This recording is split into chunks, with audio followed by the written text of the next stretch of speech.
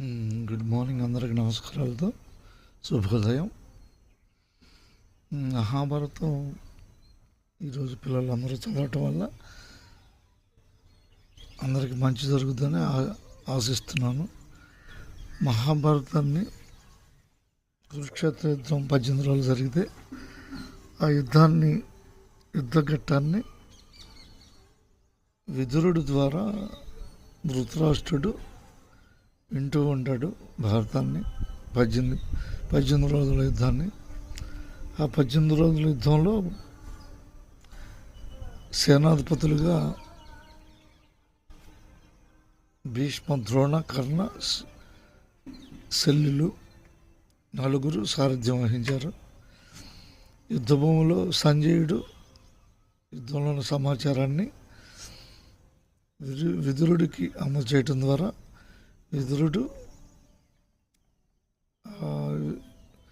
యుద్ధాన్నిలో ప్రాణ నష్టాన్ని, ఏ రోజు ఎలా యుద్ధం చేశారు, వారి యొక్క యుద్ధంలో ఎంతమంది చనిపోయారనే వివరాలని విదురుడు ధృతరాష్ట్రకు చెబుతూ ఉంటాడు. అది భారతంలోని భారతం యొక్క వివరం. అక్కడ సంజయుడు, విదురుడు ఇద్దరు ధృతరాష్ట్రుడికి అనుసంధానంగా చెబుతూ ఉంటారు. ఏ రోజు 18 రోజులు భారతంలో యుద్ధం జరిగితే కురుక్షేత్రంలో వాటి వివరాలని సేకరించి సంజయుడు, విదురుడు ధృతరాష్ట్రుడికి చెబుతూ ఉంటారు.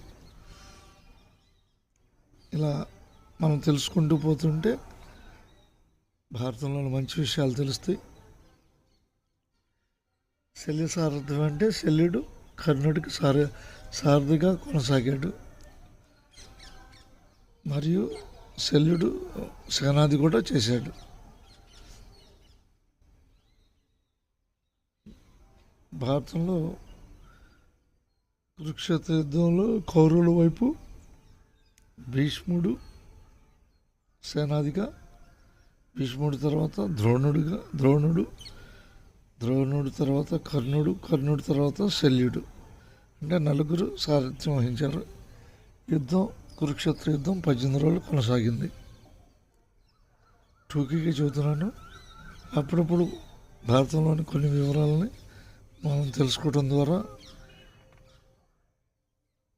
ఈ తరానికి మంచి జరుగుతుందని ఆశావాదంతో భారతాన్ని గుర్తు చేస్తున్నాను. మీ సుధాకర్ పరచూరి. అందరికి ధన్యవాదాలతో